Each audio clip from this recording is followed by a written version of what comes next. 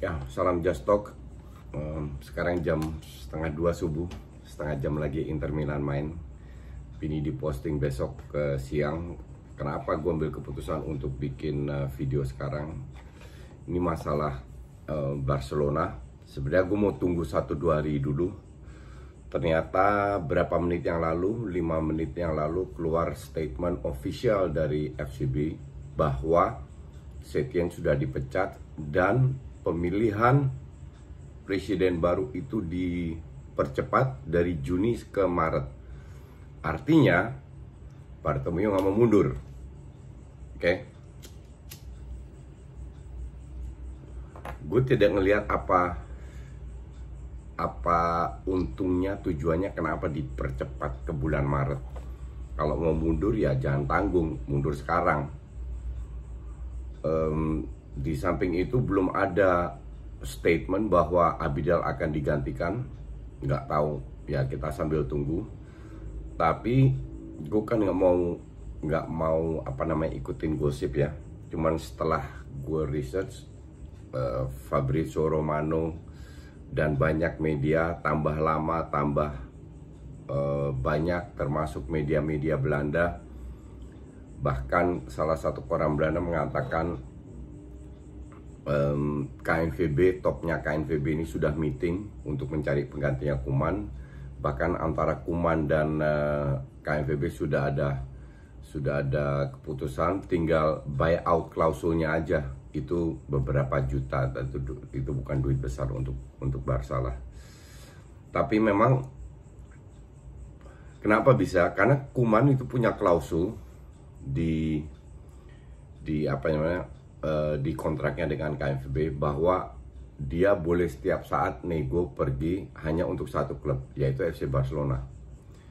Dan itu klausul yang sangat wajar ya, beradab. Tapi dia juga mengatakan tahun lalu, ya gue mau pergi kalau seandainya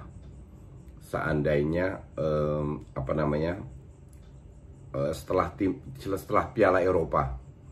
Jadi sebenarnya dia bulan Januari yang lalu sudah diminta untuk gantiin Valverde, atau bulan Desember lah, gue sampai lupa kapan Valverde dipecat. Untuk gantiin Valverde dia nggak mau karena dia ingin fokus ke timnas Belanda. Oke. Pertanyaan sekarang, kok dia mendadak mau? Nah, ternyata menurut salah satu koran Belanda juga yang gue baca, jadi dia sudah jenuh 8 bulan gak ngapa-ngapain. Nah, dengan kasus seperti ini, dia juga nggak tahu masa depannya seperti apa, karena semua bisa terjadi. Sementara kalau dia ngelatih klub, dia bisa langsung bekerja. Jadi itulah alasan kenapa Koeman akhirnya meninggalkan Belanda. Habis ini gue bahas timnas Belanda, tapi sekarang bahas Koeman dulu. Ya, pertanyaan kan apakah masalah di Barca ini selesai dengan datangnya Koeman? Kan jawabannya jelas, singkat, tidak selesai sama sekali. Terus apa yang harus dilakukan? Statement dari Piqué itu sangat penting bahwa Piqué ini tidak mau nyebut nama, tapi kalau gue bilang dari A sampai Z itu ditampol semua sama Piqué dengan kata-katanya, termasuk pemain, termasuk pelatih. Memang sudah harus ada penggantinya. Sebenarnya dari 2018 sudah ada penggantinya. Oke, harus sudah diganti pelan-pelan. Tapi kan termasuk Abidal juga ini melakukan kerjaan yang sangat buruk dengan membeli pemain yang sangat jelek. Satu, bukan jelek tapi yang mediocre lah. Satu, kedua, pemain-pemain ini nyaris nggak diberi kesempatan, kalau menurut gue juga, untuk berkembang. Hanya praktis Dembele lah, lu lihat dari Malcolm lah, siapalah, you name it lah semua. Begitu banyak pemain yang keluar masuk, pembelian dari Andre Gomez, terus yang tiga pemain dibeli sama Everton kalau nggak salah. Belum dari youth nggak ada yang keluar, nggak ada yang bagus. Jadi banyak sekali banyak sekali kesalahan yang dilakukan oleh manajemen, di mana Dirtek bertanggung jawab. Tapi gue salahkan Messi juga. Contoh paling bagus Griezmann. Griezmann ini gembar-gembor datang dari ATM dengan nilai gede. Kalau lu sebagai karyawan, Messi ini kan karyawan.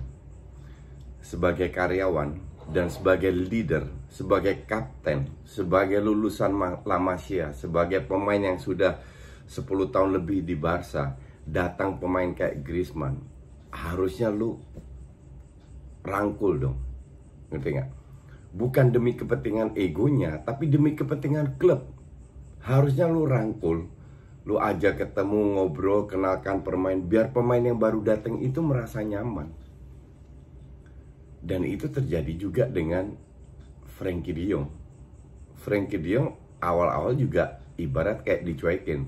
Tapi emang pemain ini berkualitas, dan orang Belanda mah bodo amat. Serah lu mau ngapain gimana, pokoknya gue main, gue tunjukkan. Maka dari itu Frenkie de Jong juga tidak selalu dalam performa yang bagus. Dia bisa bermain jauh lebih bagus. Pemain ini kan semahal-mahalnya pemain, kan tetap manusia dengan emosi. Sehebat-hebatnya pemain, tetap manusia dengan emosi, bisa naik turun. Kalau dia merasa nyaman dalam sebuah klub, kan performanya akan lebih bagus. Bahwa mereka semua berkompetisi, pemain baru juga tahu kok, nggak bakalan dia minta sebagai starter. Sekarang Arthur pun termasuk gagal. Itu kok gue bilang Messi punya andil. Messi kayaknya nggak begitu suka kalau bukan temennya, nggak dia deketin. Terjadi hal-hal kayak begitu, pemain dibikin nggak nyaman. Dan dia punya klik sendiri di mana dia selalu pergi makan berdua, terutama Suarez sangat dekat ya. Gue bilang ini bukan sosok seorang leader kalau untuk gue. Terus masalah di lapangan, kapan sih dia ikut bantu defense? Nyaris nggak pernah. Di La Liga nggak begitu kelihatan, karena Suarez sama Messi nggak turun, masih ada 8 pemain yang bisa mengcover. Lawannya nggak begitu bagus, oke lah, masih bisa dilawan lah. Lu ketemu Munchen, lu defense 10 orang aja plus 1 kiper, tetap kebobolan. Apalagi 2 orang nggak ikut defense. Ngerti nggak? Jadi sikapnya itu tidak menunjukkan seorang leader di lapangan, karena dia pemain, bukan pelatih, beda. Dia pemain, dia harus menunjukkan. Nggak juga. Terus bagaimana orang dia seenak jidat jogging. Jogging itu udah berapa tahun terakhir loh. Hampir tiap match dia nggak mau ikut bantu melakukan defense.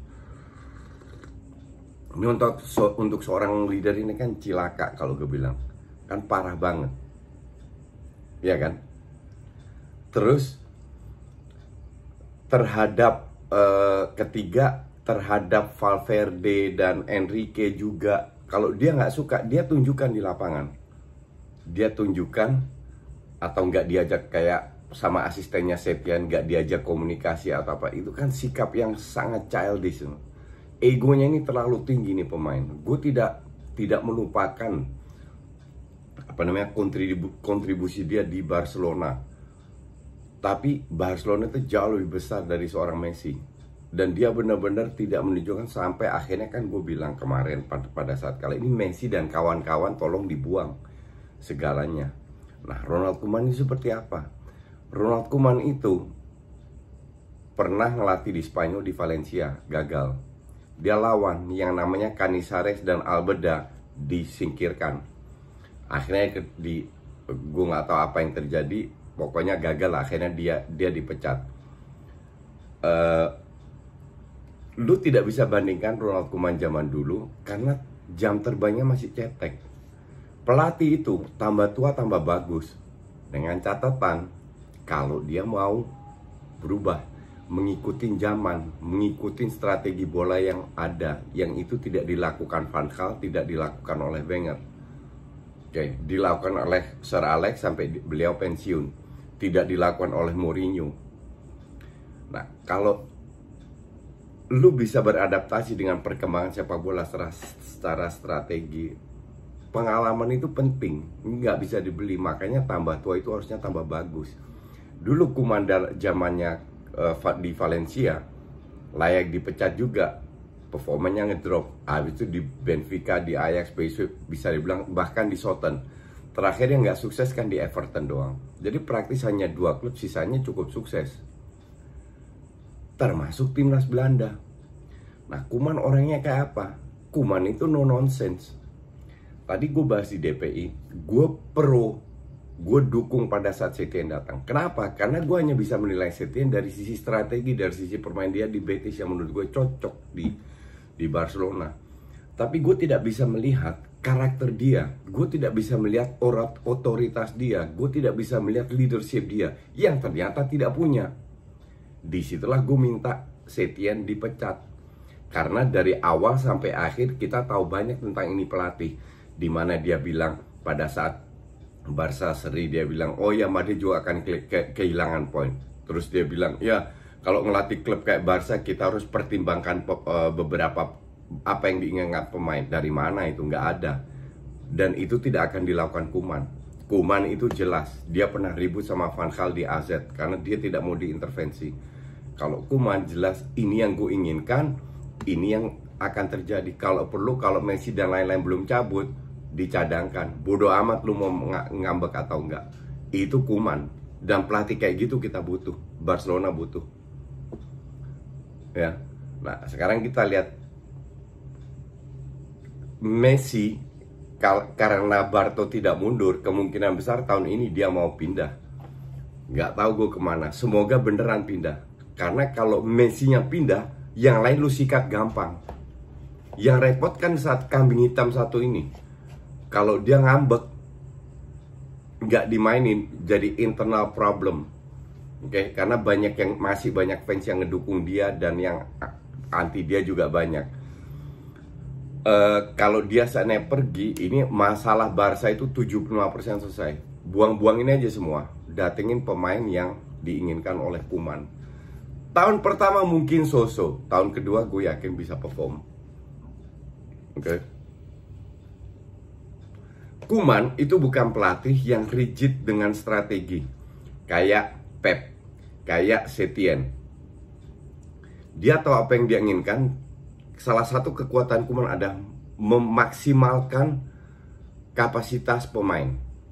Ini yang dia tunjukkan di timnas Belanda. Timnas Belanda itu masuk final Nation League, itu mengalahkan Inggris, mengalahkan Prancis, mengalahkan timnas Jerman. Emang siapa yang hebat di timnas Belanda? Waktu itu dia Van Dijk doang praktis. De Ligt masih di Ajax, masih belum kelihatan. Memphis di Lyon dibuang dari situ. Dia kasih kesempatan ke Malen, Bergwijn, Promes akhirnya datang, Wijnaldum, De Roon.